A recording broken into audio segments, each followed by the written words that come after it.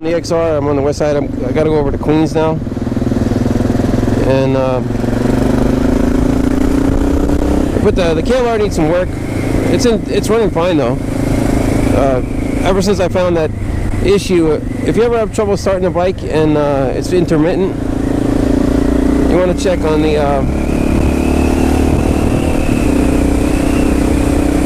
connection on the left side of the bike under a plastic cover for the kickstand emergency cutoff switch.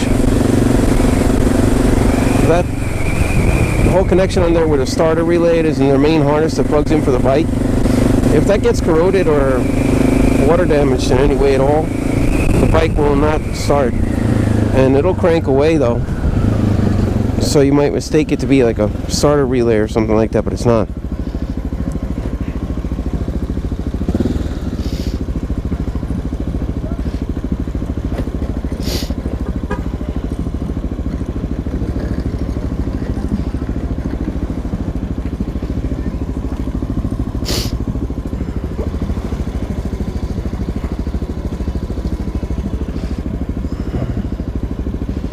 So yeah, if the bike just cranks away like that, then you probably got a problem with that connector. It's a main connector that connects the positive power to the rest of the bike, and that thing, if it's messed up, will give you problems like starting the bike. You get like no spark condition, and you might mistake it for something else. Like I actually messed myself up and took the gas tank off, and I was messing with it, taking the spark plug out and doing all that stuff, and it's okay. I put a new spark plug in, but I didn't have to do all that stuff, and it turned out to be nothing to do with that. And it was weird because I knew something was wrong, because I put the tank back on with the brand new spark plug. Bike started up, then I shut it off, and I went to load up the bike, and it did the same thing again, no spark. So I checked that connector, took it out, put it back in again, but I didn't have any WD-40 on me, which WD-40 works great for electrical connections. Actually, it's one of the best sprays for me. It's not much of a lubricant, it's not meant to be. Nice bike, bro. Oh, thanks, man.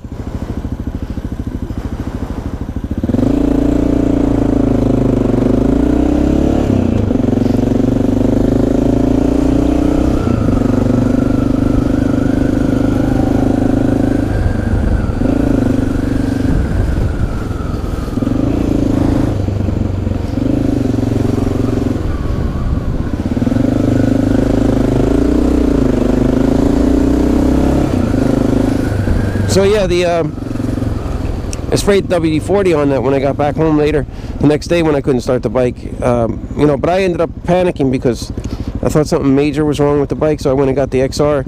And it was too cold to be riding the XR at that time. Now the weather's fine, but I had to get the KLR back on the road because it was just too cold. Like it was like 17. It was like you can't ride this thing in that.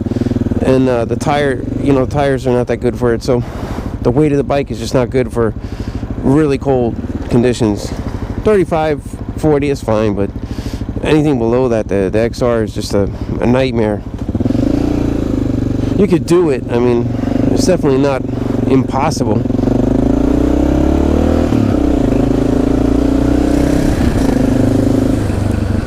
But anyway, I sprayed that connector down. Bike's been fine ever since.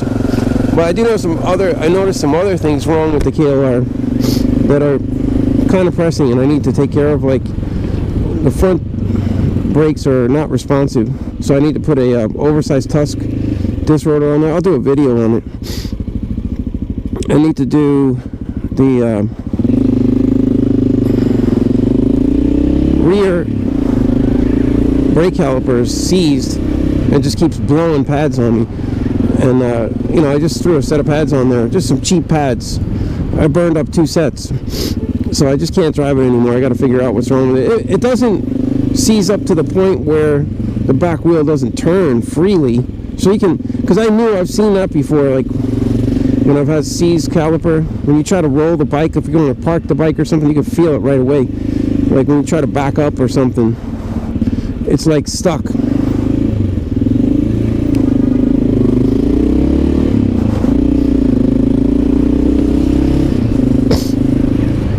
yeah, so basically,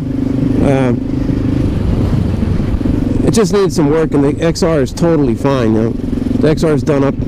Everything on it's done. New pads, new brake fluid, it bled. It's all good to go. So I'm just gonna go ahead and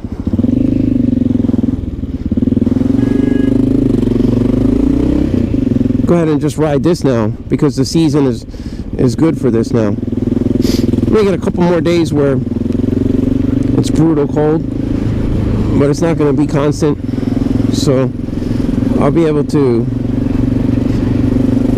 take care of riding this, and then the KLR, I'll just take care of it, get it squared away bit by bit, when I get a chance. But I already have the Tusk oversized rotor.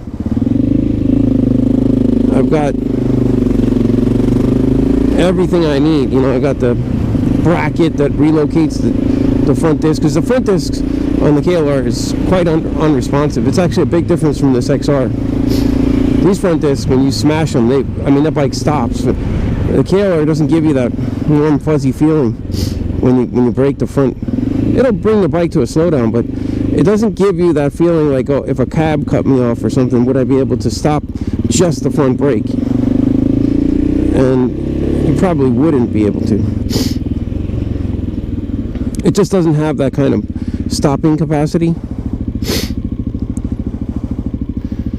So I think what I'll do is I'll just put that oversized Tusk rotor, because I've used that before on an old 2000 Gen 1 KLR, and it was 2006, yeah, Gen 1 KLR that I had before that I sold. And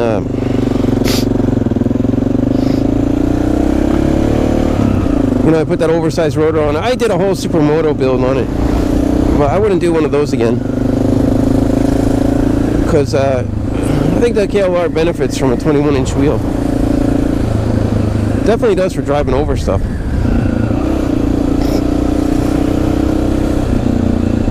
I don't think there's really any benefit to the Motard setup on the KLR. It's too big of a bike to benefit from that. This bike would benefit from it being a Motard. An XR650, doing a Motard build on this would be awesome. And also the KLR Motard build doesn't have much choices, because it's not a popular Motard build. Not as popular, let's say, as DRZ400 or XR650, which is quite common to do Motard builds. I also like the tire selections you get when you put a 21 in a 17 or 18, with this bike. But I like the tire selections that you get. I'm not a big fan of just doing 217ers, because you don't benefit from that front wheel, the size of the front wheel. And I think the bike was designed for it. So with the KLR, with the weight and the rake and trail and everything, I think you're better off just keeping it at what the stock setup was, because the weight of it is just too much to benefit. Well, I would love to hear from commenters if you have builds that you've done where you've encountered the opposite of what I'm saying, where you had a good build on it and it worked out great. It'd be interesting to hear. But my 2007 build, or 2006 or whatever it was, I think it was a 2006 Gen 1 KLR I did a Motard build on. I wasn't really like 100% impressed with the way the bike was, and my selection of rims was not as good at the time. But now they do have actually quite a bit of companies like Pro Cycle does XR650 builds.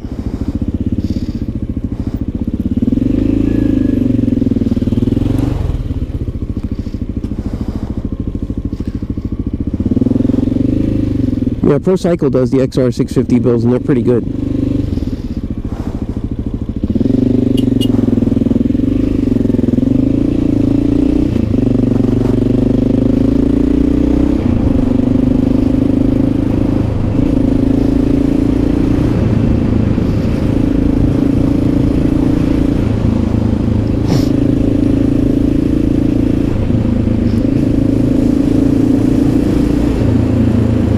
want to stay away from those guys because those MTA bridges and tunnel guys, I want to be nowhere near them.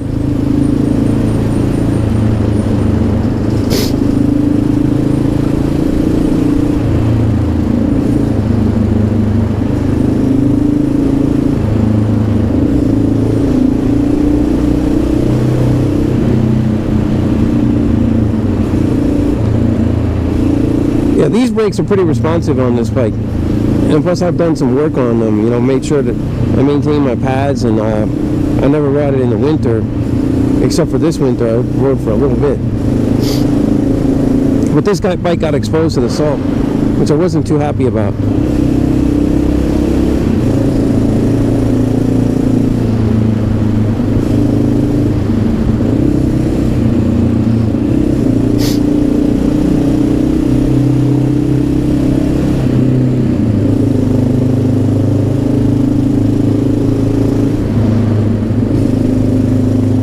So anyway, I'd like to do a nice video on that, on the KLR, to get it back up to spec, everything good. Get the rear caliper changed, I got that all on order. But the thing I like about the KLR too is the pricing on parts is very reasonable. I mean, I haven't found anything that really is very expensive. You know, when I had a BMW F800, the cost on parts was always like 6 times the amount. It was ridiculous, you know, like a clutch kit was $500, you know, clutch plate kit. Like I don't know what it is now. Maybe it's come down a bit, but I found like parts were not readily available, and not only were they not readily available, but they were very expensive. Whereas with the KLR, there's such a vast market of parts. Like you can choose from secondhand. You can check out on eBay. You know, try and take a look at the description of the product. Maybe it's you know, based on the pictures, you decide like if you like it. There's just a lot of options on the KLR. There's so many options. It's not even funny.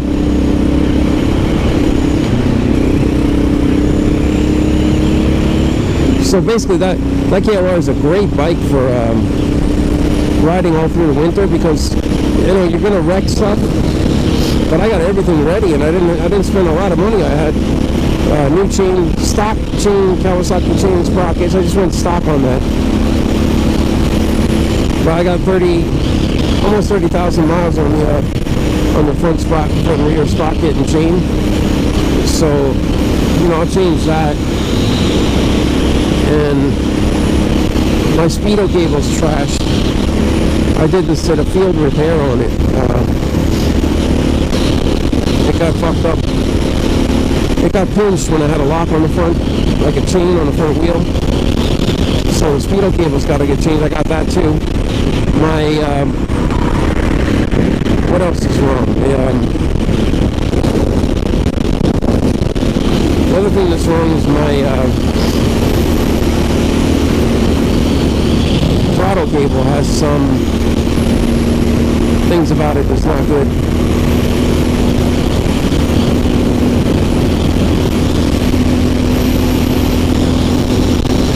Yeah, my throttle cable has some hairs hanging off of it.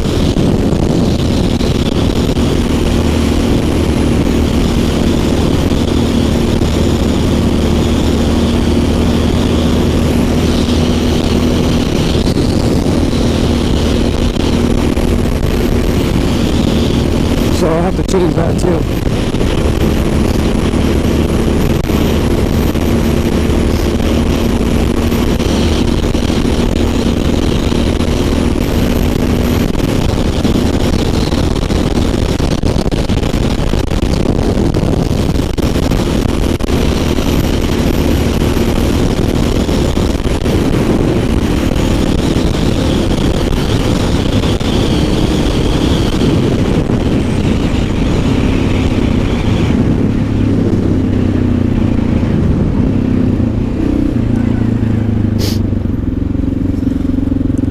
I mean, it doesn't look like it's going to snap, but if a throttle cable snaps on you on the road, that's not something you can fix. Like, I can fix a clutch cable.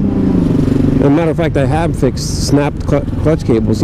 you know, in a pinch, you could find a way to tie something off to get something working. But that's not something you can really do on a throttle cable, is because it's two cables, you know, pulling and tensioning. You know, you got the two of them going back and forth different directions to pull back the throttle in the opposite direction.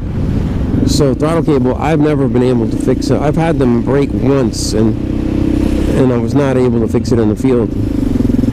And I had a throttle tube break one time, and I also was not able to fix that. It was just shattered, you know. So something like that would be really hard to fix in the field.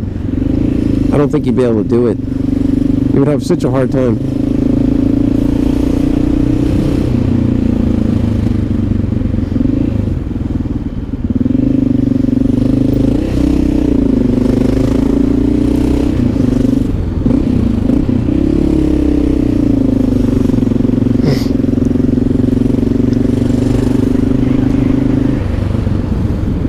Yeah, throttle tubes are really something that I've never been able to jury rig either. You know, but you could jury rig a clutch cable, which I did one time when I was driving actually that Gen 1 KLR. I was driving it down to Virginia, and my clutch cable snapped, and I was able to jury rig it. I got down there no problem. I mean, and actually, you don't really have to shift the KLR except the first gear. You can just shift it with your foot and not do the hand, which I've read in the manual too. You could do that.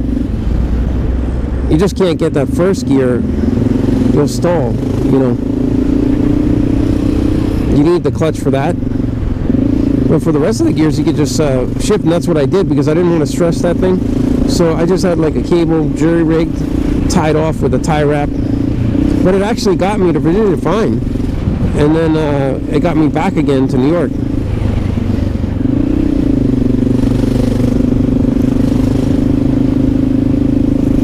So I had no problem with that. And then the one time that I had a throttle tube broken, I couldn't fix that. I tried everything.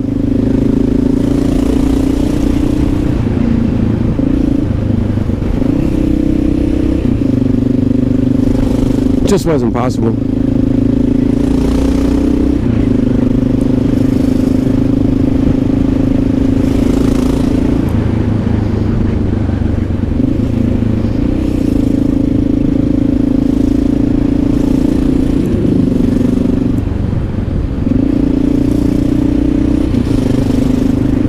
This is a Long Island Expressway, and I'm going to Jamaica, Queens, to take care of something.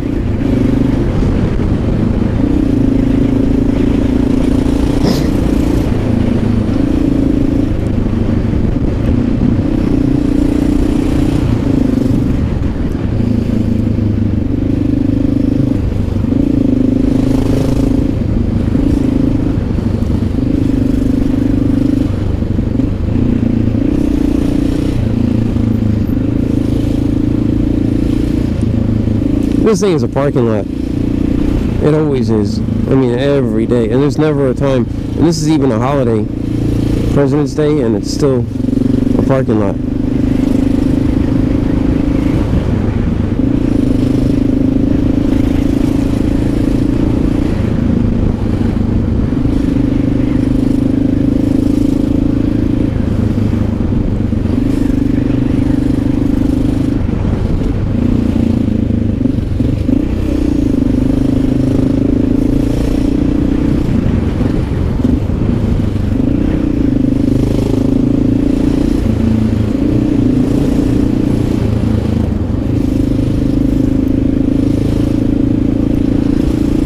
Total parking lot on a holiday, President's Day. Crazy. Yeah, I helped my friend get his bike back yesterday. He had an air tag in there. Well, that's what actually saved him, because his GPS battery was dying, and it was telling him warning. So the air tag gave him a precise location. GPS did too, but it was just about to die. So we didn't know if they moved that bike.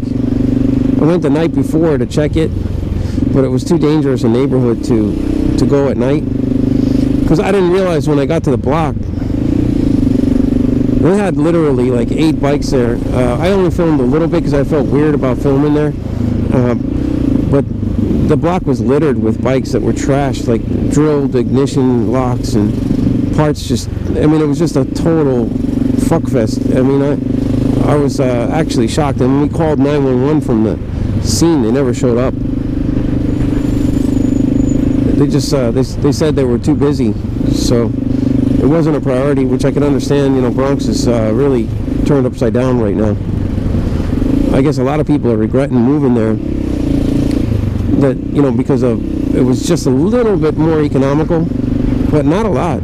I mean, Bronx was unless you were in a totally fucked up neighborhood in South Bronx. But like, for example, Bruckner, that neighbor right over the First Avenue Bridge there, and coming back on the 3rd Avenue Bridge, that area there is not actually that cheaper. I mean, it's actually the same price as Harlem. Or, you know, the nice part of Harlem, the west side of Harlem, it's the same price. So I don't really know what the benefit is, you know, to living over there.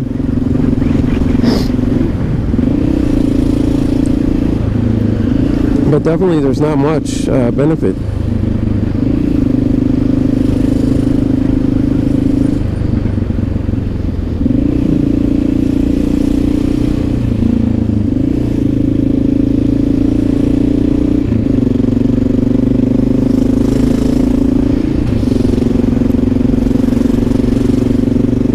And the pricing on the apartments there is like basically identical to Manhattan, to a nice section, where you would think like in Bronx, South Bronx, you know, like an apartment is like $2K. It's a little bit cheaper, like in the South Bronx, which is a really rough area. You could get a 1-bedroom anywhere from $2,000 to $2,500. But you know, that's unless you're going to live in a total slum, undocumented apartment where you have no rights at all. That's an option too. You probably could get that for $1,500, but you're not going to get it for a song, you know. And then if you're living in certain areas in Bronx, having a bike outside is just impossible. You know, they don't have that respect in the neighborhood like that you would think. Like, you know, hey, this is a neighborhood bike, maybe we should lay off of it. It doesn't work like that.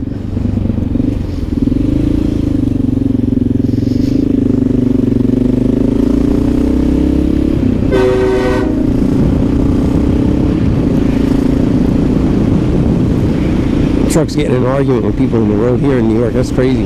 That's why I got out of there. It doesn't look like a tasty situation at all.